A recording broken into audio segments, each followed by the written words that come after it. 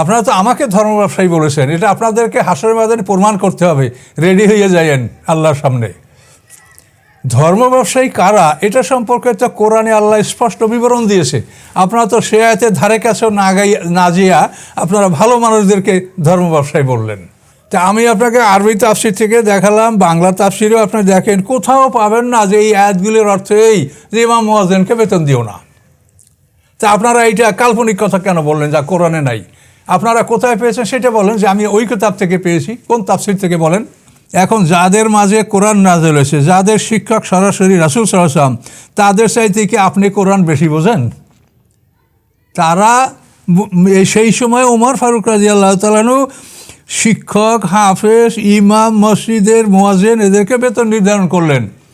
আপনারা কি কোরআন ওমর ফারুককে ভালো বুঝেছেন? কারা আপনারা? কাজী এভাবে করে আপনার নিজের জীবন ধ্বংস করিয়েন না। আপনাদের পিছনে ভাবা দেওয়ার লোক আছে, কেন সমাজে যারা ইসলামের শত্রু তারা এগুলিই চায়, হট্টগোল। কাজে আমি পরামর্শ দেব যে আপনারা এভাবে আপনাদের জীবন নষ্ট করেন না, শেখেন তারপর বলেন। আপনি যদি আমার ভুল ধরতে পারেন, আমি আলহামদুলিল্লাহ 100 বার বলবো। কিন্তু আপনারা যা কথাবার্তা বলেন, যেভাবে আপনাদের অ্যাপ্রোচ, তাতে তো বোঝাই যাচ্ছে যে মানুষকে সম্মান দিতে পারে কারা, যাদের সম্মান আছে তারাই মানুষকে সম্মান দিয়ে কথা বলতে পারে। কাজে এই জন্য যে কথা কোরআনে নাই এগুলি বলার মানে হলো যে আল্লাহর দিন থেকে মানুষকে ফিরানো। আপনি যদি একটা মানুষের মন খারাপ করে দেন যে ইমামরা বেতন নিয়ে নামাজ পড়ে, নামাজ হয় না, তো অনেক মানুষই মসজিদে যাবে না। তাহলে আপনি কী কাজটা করলেন? আপনি যদি বলেন যে এই টাকা নিয়ে লেখাপড়া করা এগুলো হারাম, এগুলো জায়েজ নাই, তো অনেক মানুষ ছেলেদেরকে সে মাদ্রাসায় দেবে না, যেদের কাছে পড়াইয়া কী লাভ হবে? এইভাবে তো আপনারা আল্লাহর দিন থেকে মানুষকে ফিরাবেন, তাহলে এটা তো ইহুদি খ্রিস্টানদের ষড়যন্ত্রের একটা অংশ হিসাবে আপনারা বাস্তবায়িত করতে যাচ্ছেন। ভেবে দেখেছেন যে আপনাদের কাজটার পরিণামটা কী হচ্ছে?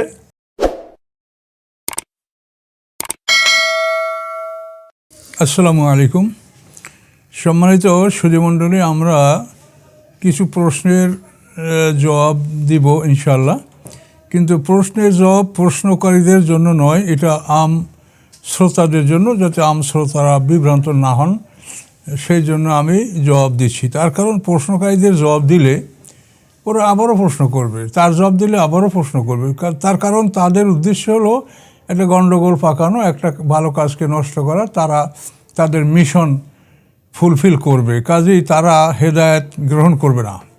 কিন্তু তবু আমজনতা যাতে বিভ্রান্ত না হন, এই জন্য আমি এই জবাবটা দিতে যাচ্ছি। আমি সংক্ষিপ্ত আকারে বলছি। ওনাদের প্রশ্ন হলো,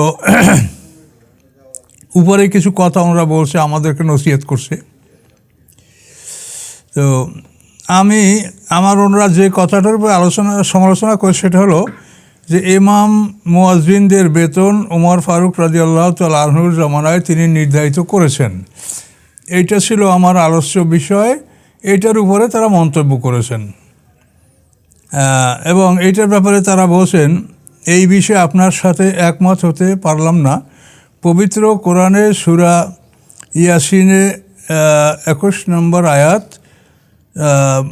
তারপরে হলো বাকারা আয়াত 174, আল্লাহ তাআলা বিনিময় নিতে কাদের নিষেধ করেছেন, এবং সূরা বাকারার 174, এখানে 41 নম্বর, 174 তো আগে ওরা বলছে। আয়াতে কাদের উদ্দেশ্য করে বলেছেন যে তোমরা আমার আয়াত সমূহকে অল্প মূল্যে বিক্রি করো না। যদি তারা করে তার জন্য মর্মান্তিক পরিণতির হুঁশিয়ারি দেওয়া হয়েছে।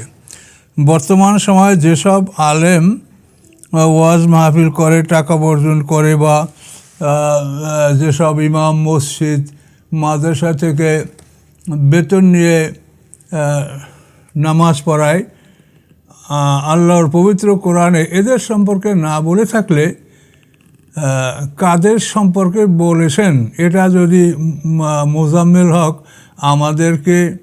আমাদের কাছে পরিষ্কার করতেন, তাহলে আমরা খুব উপকৃত হতাম। এখন এটার জবাব কোরআন থেকে আপনারা নেন।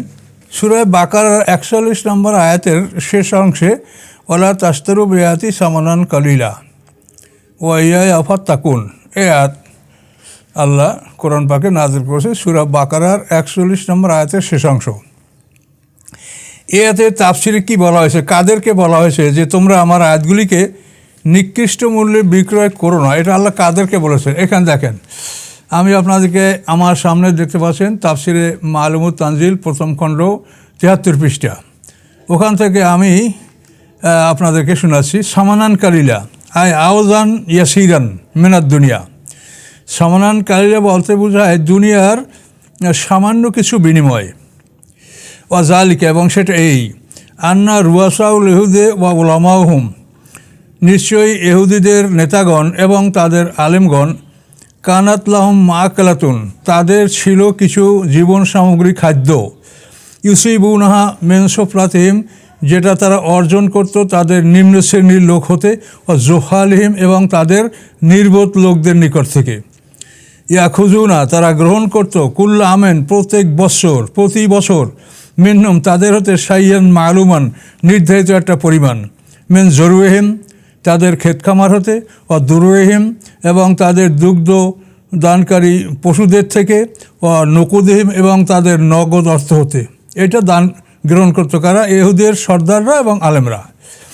ফাখাফু, তারা ভীত হয়ে গেল, আন্নাহুম এন বাইয়েনু সফাতা মুহাম্মদ সাল্লাল্লাহু আলাইহি ওয়াসাল্লাম, যে তারা যদি মুহাম্মদ সাল্লামের গুণাগুণগুলি তারা পরিষ্কারভাবে বলে দেয়, ও তাবাহু, এবং তারা যদি মুহাম্মদ সাল্লাল্লাহু আলাইহি ওয়াসাল্লাম অনুকরণ করে, আন তাফুতাহুম তেলকাল মা আকালাতে, তাহলে তাদের এই যে খাদ্য নিম্ন শ্রেণী এবং জাহেলদের থেকে নিত, এটা বন্ধ হয়ে যাবে।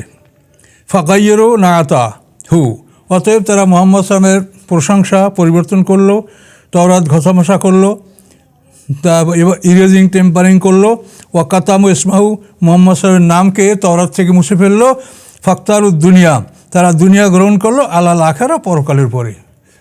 তো এদেরকে আল্লাহ বলেছেন। তা আপনি যে বলেছেন যে ইয়ার দ্বারা ইমাম মুয়াজ্জিনকে বেতন নিতে মানা করছে, এইটা কোন তাফসিরে পড়ান সেইটা আপনি দেখান। এখন আপনি দেখান যে কোন তাফসিরে লেখা আছে ওয়ালা তাশতার বিআয়াতি সামানান কালিলা, এর অর্থ যে ইমাম মুয়াজ্জিন মুআল্লিম এদেরকে বেতন দেওয়া যাবে না, দেখান। এ হলো ৪১ নম্বর আয়াত। এরপরে আসেন ১৭৪ নম্বর আয়াতে। এই ১৭৪ নম্বর আয়াতে আছে,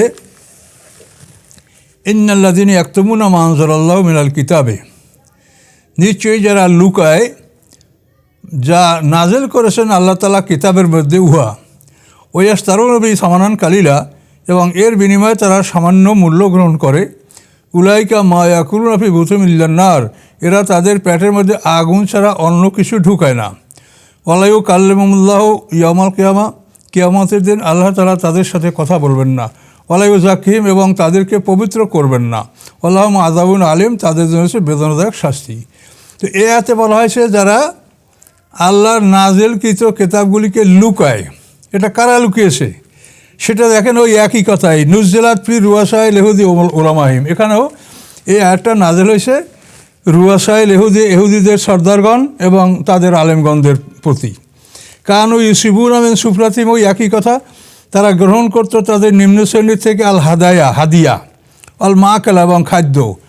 অকানু আরজুনা, এবং তারা আশা করতেছিল যে আইয়াকুনা নবিউল মাবুসু মিনহুম, যে এখন যে শেষ নবী আসবে, এই নবী তাদের মধ্যে থেকে আসবে, বনী ইসরাইল থেকে আসবে, এটা তারা ধারণা করেছিল। কিন্তু ওয়ালাম্মা বয়সা মুহাম্মদ সাল্লাল্লাহু আলাইহি ওয়াসাল্লাম মিন গায়রিহিম, এবং যখন মুহাম্মদ সাল্লাম অন্য সম্প্রদায় থেকে, অর্থাৎ মুহাম্মদ সাল্লাম বনী ইসরাইল থেকে না আসে, আল্লাহ তাআলা তাকে বনী ইসমাইল থেকে পাঠালেন। যখন অন্য দল থেকে আসলো, খাফু, তখন তারা ভয় করলো, জিহাবা মাআকিলিহিম, যে চলে যাবে তাদের এই খাদ্য যেটা তারা নির্বোধদের থেকে গ্রহণ করত, ও জাওয়ালে রিয়াসাতিহিম, এবং তাদের সর্দারি চলে যাবে। আমাদু ইলা সিফাতে মুহাম্মদ সাল্লাল্লাহু আলাইহি ওয়াসাল্লাম, তখন তারা মুহাম্মদ সাল্লাল্লাহু আলাইহি ওয়াসাল্লামের গুণাগুণের প্রতি তারা নজর দিল, এবং তার গুণাগুণ এই ইয়াকতুমুনা, এটা তারা লুকালো। মুহাম্মদ সাল্লাল্লাহু আলাইহি ওয়াসাল্লামের প্রশংসা, কোরআনের প্রশংসা, এগুলি তারা লুকালো। এবং এর ব্যাপারে আরও কথা কোরআনে বলা আছে যে এরা বলতো, লাইসা আলাইনা ফিল উম্মিয়িনা সাবিল, যে উম্মিদের কোনো রাস্তা আমাদের উপরে নাই, আমরা তাদের আমানত খেয়ে ফেলবো, তাদের জামানত খেয়ে ফেলবো, তাদের সম্পদ আমরা যা পারি খাবো, তাদের জন্য আমাদের বিরুদ্ধে কোনো অভিযোগের সুযোগ নাই, এই ধরনের বলে তারা নিম্ন শ্রেণীর মালামাল, মুশরিকদের মালামাল, এটা তারা ভক্ষণ করত। তো এইসব ব্যাপারে আল্লাহ তাআলা পরিষ্কার কোরআনে বলেছেন। তাহলে এখানে আপনি কি করে বললেন যে ইমাম মুয়াজ্জিনের বেতন? কোথায় ইমাম আর কোথায় মুয়াজ্জিন? কে আছে কোথায় বলেন? তাহলে আপনারা জানেন না, শোনেন না, ওই একটা আমাদের গ্রামের কথা আছে যে জানো না ডাইয়া লাল পিঁপড়ার, আমাকে বলে ডাইয়া লাল পিঁপড়া, কারণ তুমি জানো না লাল পিঁপড়ার মন্ত্র, তুমি সাপের গর্তে হাত দিছ। তা আপনাদের জ্ঞান নাই, আপনারা এরকম আজে বাজে কথা কেন বলেন? আমি কোরআন থেকে বলছি, এখন আপনারা বলেন যে কি দলিল আপনাদের কাছে আছে। এখন আসেন সূরায়ে ইয়াসিনের 21 নম্বর আয়াত, ইত্তাবিউ মাল্লা ইয়াসআলুকুম আজরুহুম মুহতাদুন। এখানে কি বলা হয়েছে? এখানে বলা হয়েছে যে ঈসা আলাইহিস সালামের উম্মতদের মধ্য থেকে যখন তারা শিরক কুফরির মধ্যে লিপ্ত হলো, তো ঈসা আলাইহিস উম্মত তখন এন্তাকিয়া শহরে আল্লাহ তাআলা 3 জন রাসূল পাঠিয়েছিলেন। প্রথমে 2 জন, তারপরে আরেকজন। এই 3 জন রাসূল এরা মানুষকে দাওয়াত দিচ্ছিল। তারপর হাবিবে নাজ্জার একজন ইসলাম গ্রহণ করেছিলেন আগেই একটু, হাবিবে নাজ্জার, এটা বিরাট ইতিহাস আছে, আমি সংক্ষেপে বলছি। এই হাবিবে নাজ্জার আইসা লোকদেরকে বলল যে তোমাদের কি হয়েছে, যে এই লোকগুলি তোমাদেরকে আল্লাহর পথে ডাকছে, ইত্তাবিউ মাল্লা ইয়াসআলুকুম আজরা, তারা তো তোমাদের কাছে কোনো বিনিময় চায় না, তো তোমরা তাদের অনুকরণ করো। শেষ পর্যন্ত ওরা হাবিবে নাজ্জারকে ওই ঘটনাস্থলেই পাড়াইয়া পিটাইয়া ঘুষি মাইরা তাকে ওখানে হত্যা করে ফেললো, হাবিবে নাজ্জারকে। তো এখানে হাবিবে নাজ্জারের কথাটা কোরআনে আল্লাহ তুলে দিয়েছেন। উনি বলছেন কি, ইত্তাবিউ মাল্লা ইয়াসআলুকুম আজরা, যে যারা তোমাদের কাছে কোনো বিনিময় চায় না তাদের অনুকরণ করো। এখানের বিষয়টা হলো যে দাওয়াতের কাজে বিনিময় কেউ চায় না, আমরাও চাই না, আগেও চাইতো না। জিনিস হলো দুটো, আপনাকে বুঝতে হবে। একটা হলো দাওয়াত, আর একটা হচ্ছে তালিম। দাওয়াত হচ্ছে আপনি বিধর্মীকে দাওয়াত দিবেন, সে যদি আপনার দিন কবুল করে, আল্লাহর দিন কবুল করে, তাহলে তার থেকে তো আমরা কেউ বিনিময় চাই না, আমরাও চাই না। আমাদের মধ্যে যদি আলেমরা কেউ খারাপ থাকে সেও চায় না, এবং পূর্ববর্তী কেউ চাইতো না। দাওয়াতের বিনিময় কেউ চায় না, বরং দাওয়াত গ্রহণ করলে সকলে তাকে দেয়। তা দাওয়াত এবং তালিম দুইটা জিনিস। দাওয়াত দিলেন, সে কলমা পড়লো, লা ইলাহা ইল্লাল্লাহ মুহাম্মাদুর রাসূলুল্লাহ, কলমা পড়লো, মুসলমান হয়ে গেল। এখন এটা হলো সে দাওয়াত গ্রহণ করলো, এর বিনিময়ে তার কাছে কেউ কিছু চায় না পৃথিবীর, এখনও না, তখনও না, কোনো দিন না। কিন্তু অন্য একটা বিষয় যেটা হলো দাওয়াতের পরে তালিম। এই তালিমটা হলো একটা মানুষকে কোরআনের শিক্ষায় শিক্ষিত করতে হলে 14, 16, 18, 20 বছর, আল্লাহ রসুল 23 বছর বসে সাহাবীদেরকে কোরআন শিখিয়েছেন। এই যে দীর্ঘ সময় তালিম, দাওয়াতের পরে যে তালিম, এই তালিমে তো আপনার অনেক বছর কেটে যাবে। এই তালিমটা আপনাকে বিনা বেতনে কে দিবে? কেই সেরমটা দিবে? আপনারা যদি পারেন তা আপনারা দেখান 10টা প্রতিষ্ঠান যে আমরা বিনা বেতনের শিক্ষকরা এই 10টা প্রতিষ্ঠান চালাচ্ছি। আপনারা 10টা মসজিদ দেখান যে আমরা বিনা বেতনের ইমাম দ্বারা মসজিদ চালাচ্ছি। তাহলে আপনারা এই কথা না বুঝে কেন বলেন? তো এই জন্য দাওয়াত একটা জিনিস, আর তালিম হলো আর একটা জিনিস। একটা মানুষকে মানে প্রশিক্ষণ দেওয়ার জন্য তার দীর্ঘ সময়ের প্রয়োজন, এবং এই জন্য নিয়মিত প্রতিষ্ঠান, শিক্ষক, বেতন, যাবতীয় ব্যবস্থা আমাদের দেখতেই পাচ্ছে চোখের সামনে, এগুলি ছাড়া এটা কোনো দিন সম্ভব না। এরপরে এটা আশা করি আপনি বুঝছেন যে দাওয়াতের বিনিময়ে কেউ কারো কাছে চায় না, ওরাও চায় না, আমরাও চাই না, কেউ চায় না। কিন্তু তালিম, এখানে আপনারা আল্লামা মুফতি শফি রহমাতুল্লাহ বাংলা তাফসিরের রেফারেন্সটা, যে আল্লামা মুফতি শফি রহমাতুল্লাহ এই আয়াতের তাফসিরে লিখেছেন যে কোরআন শিখিয়ে বিনিময় গ্রহণ করা যায়, একটা হেডিং আপনি দেখেন মারিফুল কোরআনে। তা আমি আপনাকে আরবি তাফসির থেকে দেখালাম, বাংলা তাফসিরেও আপনি দেখেন, কোথাও পাবেন না যে এই আয়াতগুলির অর্থ এই যে ইমাম মুয়াজ্জিনকে বেতন দিও না। তা আপনারা এইটা কাল্পনিক কথা কেন বললেন যা কোরআনে নাই? আপনারা কোথায় পেয়েছেন সেটা বলেন, যে আমি ওই কিতাব থেকে পেয়েছি, কোন তাফসির থেকে বলেন, এটা আমি আপনাদেরকে বললাম। এরপরে আসেন, ইমাম মুয়াজ্জিনদের উমর রাদিয়াল্লাহু কর্তৃক বেতন দেওয়ার কাহিনী মন গড়া বলে মনে হচ্ছে। মন গড়ে বলা মনে হইলে তো হবে না, মন গড়া কিনা সেটা আপনি পড়ে দেখেছেন জীবনীটা, যে উমর ফারুক আসলে বলেছেন কিনা?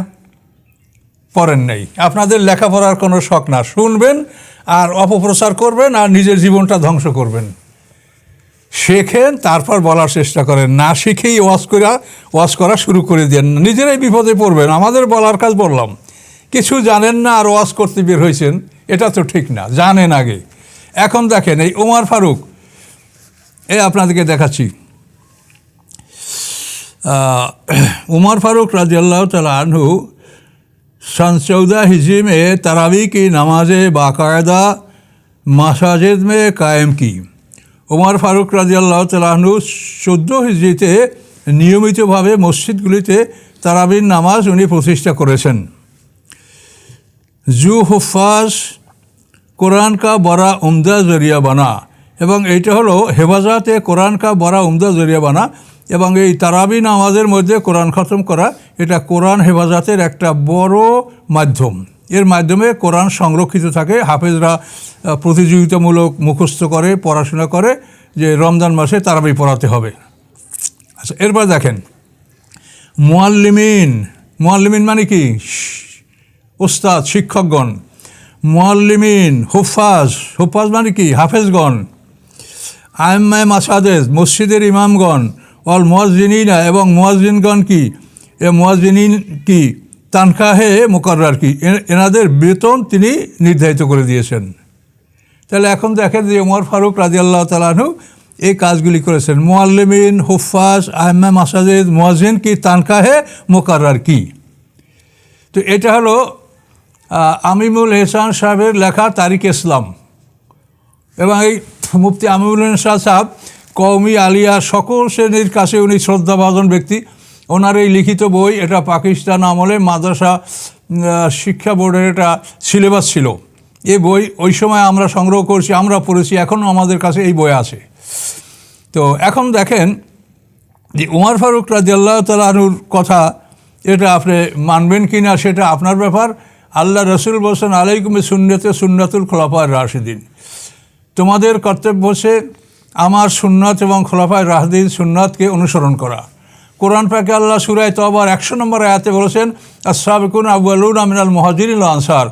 আনসার মুহাজিরদের মধ্যে যারা সিনিয়র, যারা প্রথমবর্তী, যারা অগ্রবর্তী, তাদেরকে নিষ্ঠার সাথে আনুগত্য করতে হবে। তাহলে এখন এই সিনিয়র সাহাবী তারা এটা নির্ধারণ করেছেন। এখন যাদের মাঝে কোরআন নাযিল হয়েছে, যাদের শিক্ষক সরাসরি রাসূল সাল্লাল্লাহু আলাইহি ওয়াসাল্লাম, তাদের চাইতে কি আপনি কোরআন বেশি বোঝেন?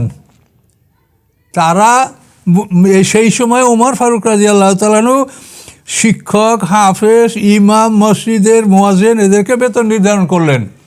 আপনারা কি কোরআন ওমর ফারুককে ভালো বুঝেছেন? কারা আপনারা?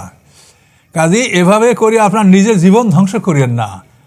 আপনাদের পিছনে ভাবা দেওয়ার লোক আছে, কেন সমাজে যারা ইসলামের শত্রু তারা এগুলিই চায়, হট্টগোল।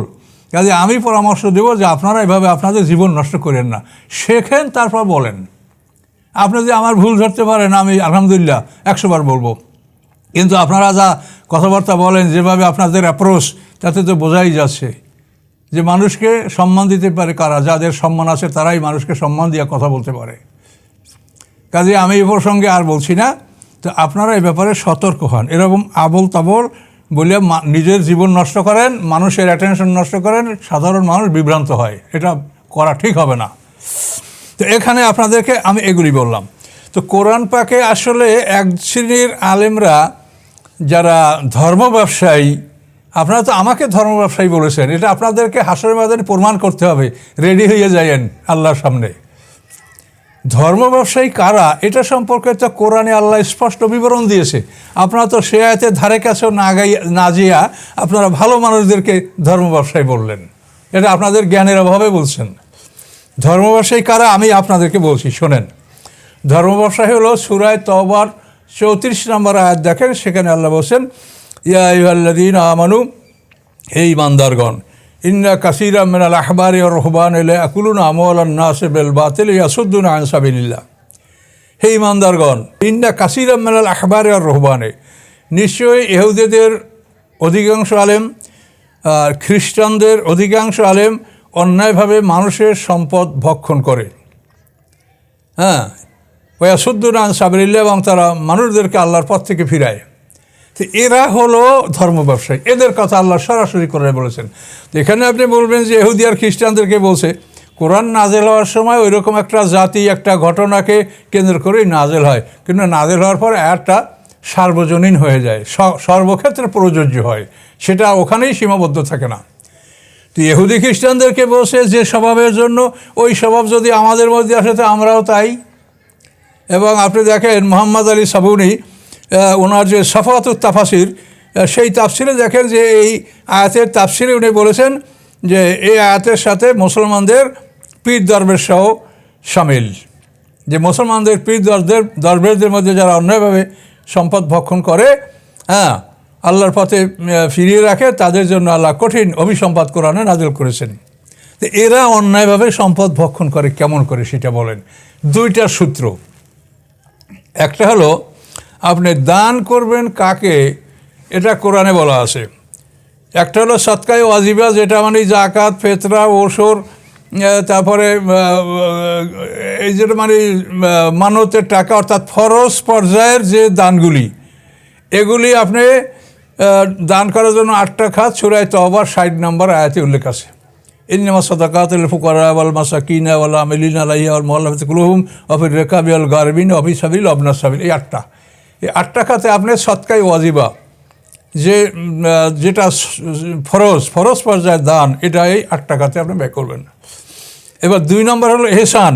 সূরা নিসার 36 নম্বর আয়াতে এহসান সম্পর্কে আসে, আল্লাহ তা'বুদু ইল্লা ইয়াহু অবিল ওয়ালিদাইনে এহসানা। এই অবিল ওয়ালিদাইন এহসানা ওয়াজিল কুরবা ওয়াল ইয়াতামা ওয়াল মাসাকিনা জারিল কুরবা জারিল জুনুব সাহিবে জামবে আবনাস সাবিল আমা মালাকাত আইমানুকুম। এখানে হলো 9টা খাত। তো 9 আর 8 17, জাকাতের 8টা, এহসানের 9টা, এই 17টা খাতে আল্লাহ তাআলা সম্পদ ব্যয় করতে বলেছেন। এই 17টা খাতে সম্পদ ব্যয় করলে সওয়াব হবে, আর গ্রহণ করবে তাদেরও অপরাধ হবে না, তাদের জন্য গ্রহণ করা বৈধ। তো এখন এই অন্যায়ভাবে সম্পদ ভক্ষণ করে কারা? এই 17টা গ্রুপের মধ্যে না, যারা ইয়েতিম না, মিসকিন না, তোমার আত্মীয় স্বজন না, কেউ। ওই যে এক কথা, এই যে সূরা নিসার 36 নম্বর আয়াত আর তাওবার 60 নম্বর আয়াত পড়ে দেখেন। এখানে এই যে 17টা গ্রুপ, এখন এই আলেম যাদেরকে আল্লাহ বলছেন যারা অন্যায়ভাবে সম্পদ ভক্ষণ করে, এই আলেমরা এই 17টা গ্রুপের মধ্যে লোক না। তারা এতিমও না, মিসকিনও না, ফকিরও না, মুসাফিরও না, তারা প্রতিবেশীও না। কাজেই এই আলেমরা মানুষের দান কি করে গ্রহণ করে? তারা ডিসগুইজ করে, তারা ক্যামোফ্লেজ করে, তারা ছদ্মবেশ ধারণ করে, নিজেরা কোটি কোটি টাকার মালিক, তারপরও তারা দানের জন্য হাত পেতে থাকে। এই লোকগুলি অন্যায়ভাবে মানুষের সম্পদ ভক্ষণ করে, এটা ধর্ম ব্যবসা। এই একটা সোর্স। দ্বিতীয় সোর্স হলো, আল্লাহ বলেছেন আমার কাছে তোমার জীবন সম্পত্তি জান্নাতের বিনিময়ে বিক্রি করো, সূরা তাওবার 111 নম্বর আয়াতে আল্লাহ বলেছেন এই কথাগুলি। কিন্তু ওই লোকগুলি তারা এমনভাবে একটা কৌশল করে তাদের একটা গ্রুপ তৈরি করেছেন, যাদের ধারণা যে এই পিসাবকে টাকা পয়সা দিলে আমাদেরকে তারা ভেস্তে নিয়ে যাবে। আর পিসাবরা ওয়াজ করে যে তারা তাদের রেলের বগিতে তুলিয়া একেবারে রেলগাড়ি চালাইয়া ভেস্তে চলবে, তারা তাদের বড় স্টিমার লঞ্চ বোঝাই করিয়া তোমাদেরকে নিয়ে ভেস্তে যেয়ে যাবে। এবং এই আশায় কিন্তু এক শ্রেণীর এই যে জুহাল এবং দুইটা গ্রুপের কথা এই তাফসিরে আমি আরবিতে শোনালাম না, একটা হলো সুফলাতিম আর জুহালিম, তাদের নিম্ন শ্রেণীর মানুষ এবং জাহেল মানুষ, এরা কিন্তু ওই পিসাবকে টাকা দিয়ে ভেস্তে যাওয়ার আশায় এই টাকা দিতে দিতে এখন এরা সম্পদের পাহাড় গড়ে উঠেছে, হাজার হাজার কোটি টাকার মালিক তারা। কেন? উসিলে এই জোহাল, এই জাহেল এবং এই নির্বোধ নিম্ন শ্রেণীর লোকেরা মনে করে যে এদের কাছে টাকা দিলে হুজুরে মিথ্যা বলে না, হুজুরে কামেল, কাজে আমাদেরকে এরা ভেস্তে নিয়ে যাবে। এই ভেস্তের আশায় তারা টাকা গ্রহণ করছে, আর এখানে তারা জাকাত, ফেতরা, দান এগুলি তারা ডিসগুইজ করে এই টাকাগুলি তারা গ্রহণ করছে। এই শ্রেণীর লোকদেরকে আল্লাহ বলছেন যে এরা হচ্ছে ধর্ম ব্যবসায়ী। কাজেই আপনারা কোরআনে কি বলেছে সেইটা বললে তো কোনো দুঃখ থাকতো না, কিন্তু কিছু বোঝেন না, উদর বোঝা বুদর ঘরে চাপাইয়া একটা আয়াত পড়লেন, তার অর্থ কী, তার শানে নজরুল কী, কোথার থেকে কাকে আল্লাহ কি বলেছেন কিছুই জানেন না, শুধু গালি দিলেন মানুষকে। কাজেই অভ্যাস ত্যাগ আপনারা হয়তো করেন কি না করেন, আমার বলার কাজ আমি বলেছি, অভ্যাস ত্যাগ করলে ভালো, আর যদি না করেন তাহলে অত্যন্ত কঠিন বোঝা নিয়ে আল্লাহর দরবারে হাজির হতে হবে। তাহলে এখন আমরা মোটামুটি আপনাদেরকে কথাটা বিস্তারিত আমি বলতে পারছি না, হালকাভাবেই আপনাদেরকে কথাগুলি বললাম যে এই শ্রেণী হলো ধর্ম ব্যবসায়ী। তাহলে কোরআনে কোথাও আল্লাহ তাআলা এটা বলেন নাই যে ইমাম, মুয়াজ্জিন, মুআল্লিম এরা অর্থ গ্রহণ করবেন না। তাই যদি হতো তা আল্লাহ রসুলের কাজ কি? আল্লাহ রসুল তো তিনি নিজেই বলেছেন বুইস্তু মুআল্লিমান, যে আমি প্রেরিত হয়েছি শিক্ষক হিসাবে। আল্লাহ রসুল সাহাবীদের প্রশিক্ষক ছিলেন, তিনি শিক্ষক ছিলেন। তা আল্লাহ রসুলকে আল্লাহ যে বেতন ভাতা দিয়েছেন, এটা তো পৃথিবীর কোনো লোক এই বেতন ভাতা পাচ্ছে না। সবচাইতে বড় বেতন ভাতা আল্লাহ তাআলা তার রসুলকে দিয়েছেন। তোমরা যুদ্ধ করবে, তোমরা আল্লাহ রসুল তোমাদের সাথে যাবে কি না যাবে। ওয়ালামু আন্নামা গানানতুম মিন শাইইন ফাআন্না লিল্লাহি খুমুসুল রসুল, তোমরা যুদ্ধে অর্জন করবে যে সম্পদ তার 5 ভাগের 1 ভাগ রাসূল পাবেন, তিনি না গেলেও পাবেন। কেন? তিনি প্রশিক্ষক, তিনি প্রশিক্ষণের কাজে ব্যস্ত থাকেন। তোমরা যুদ্ধে যাও, তিনি অন্যদেরকে প্রশিক্ষণ দিবেন। তার কাছে কিছু লোক থেকে সূরা তাওবার শেষ দিকের আয়াতে এগুলো বলা আছে। তো এই জন্য রাসূল সাল্লাল্লাহু আলাইহি ওয়াসাল্লাম হলেন আমাদের উত্তম আদর্শ। লাকাদ কানা লাকুম ফি রাসূলিল্লাহি উসওয়াতুন হাসানাহ, সূরা আহজাবের মধ্যে দেখেন আয়াত আছে। তো রাসূলের জীবনে আমরা দেখতে পাচ্ছি যে রাসূলকে আল্লাহ তাআলা সর্বশ্রেষ্ঠ ভাতা দান করেছেন। গনিমত ছাড়া মালিফাই, বিনা যুদ্ধে যে সম্পদগুলি আসতো, এগুলি সবই আল্লাহ তাআলা তার রাসূলকে দান করেছেন। এত বড় বিরাট বেতন ভাতা আল্লাহ রসুল কিসের বিনিময়ে গ্রহণ করছেন? তিনি তো বুইস্তু মুআল্লিমান, তিনি তো শিক্ষক। কাজে তিনি যদি শিক্ষক হয়ে এটা গ্রহণ করতে পারেন, আল্লাহ তাকে এটা দান করে থাকেন, তাই রাসূলের ওয়ারিস যারা, তারা কি বিনা বেতনে পড়াবে? এটা কি আপনার যুক্তি? এটা কি কোরআন থেকে আপনি প্রমাণ করতে পারবেন? না, বরং একজন মানুষকে আপনি যথাযথ বেতন দেন, যথাযথ তার সংসার পরিচালনার দায়িত্ব দেন, তারপর সে লোকটা সঠিকভাবে দিনের কাজ করতে পারবে, চিন্তা গবেষণা করতে পারবে, আর নামাজ পড়তে দাঁড়াবে। আর যদি মনে থাকে যে ঘরে চাউল নাই, বাচ্চার বেতন নাই, তাহলে নামাজের মধ্যে তো ওই চাউল আর বাচ্চার বেতনের কথাই চিন্তা করবে আর আল্লাহু আকবার বলবে। কাজে এই জন্য অভাব দূর করতে হবে এবং সম্ভব হলে তাদেরকে সম্মানিত বেতন ভাতা দিতে হবে। এবং আল্লাহ তাআলা তার রাসূলকে দিয়েছেন, আর উলামারা হলো রাসূলের ওয়ারিস। এটা আল্লাহর কোরআনে বলা আছে, সুম্মা আওরাসনাল কিতাবাল্লাযিনা ইসতাফাইনা মিন ইবাদিনা, সূরা ফাতিরের 32 নম্বর দেখেন। নবী রাসূলদের তিরোধানের পরে আল্লাহ তাআলা আসমানি কিতাবের ওয়ারিস বানিয়েছেন আলেমদেরকে। কাজে আল্লাহ রসুলের জন্য আল্লাহ সম্মানী ভাতা মঞ্জুর করেছেন। সমস্ত পৃথিবীর সম্পদ আল্লাহর, তিনি যেখান থেকে সেখান থেকে রাসূলকে অর্ডার করতে পারেন যে এইখান থেকে আপনি নেন। আল্লাহ রসুল সেভাবে এটা গ্রহণ করেছেন। কাজে এই জন্য যে কথা কোরআনে নাই, এগুলি বলার মানে হলো যে আল্লাহর দিন থেকে মানুষকে ফিরানো। আপনি যদি একটা মানুষের মন খারাপ করে দেন যে ইমামরা বেতন নিয়ে নামাজ পড়ে, নামাজ হয় না, তো অনেক মানুষই মসজিদে যাবে না। তাহলে আপনি কী কাজটা করলেন? আপনি যদি বলেন যে এই টাকা নিয়ে লেখাপড়া করা এগুলো হারাম, এগুলো জায়েজ নাই, তাহলে অনেক মানুষ ছেলেদেরকে সে মাদ্রাসায় দেবে না, যেদের কাছে পড়াইয়া কী লাভ হবে? এইভাবে তো আপনারা আল্লাহর দিন থেকে মানুষকে ফিরাবেন, তাহলে এটা তো ইহুদি খ্রিস্টানদের ষড়যন্ত্রের একটা অংশ হিসাবে আপনারা বাস্তবায়িত করতে যাচ্ছেন। ভেবে দেখেছেন যে আপনাদের কাজটার পরিণামটা কী হচ্ছে? কাজে আপনারা সতর্ক হন, সতর্ক হয়ে কথাবার্তা বলার চেষ্টা করেন। আল্লাহর দিনের মধ্যে ফিতনা সৃষ্টি করেন না, এটা আমরা বলবো। তারপর যদি করেন তো আল্লাহ আছেন, তিনি সব কিছু দেখেন এবং তিনি ন্যায় বিচার করবেন। তো আমি আর কথা না বাড়িয়ে এখানে কথাগুলি শেষ করলাম। আসসালামু আলাইকুম রহমতুল্লাহ।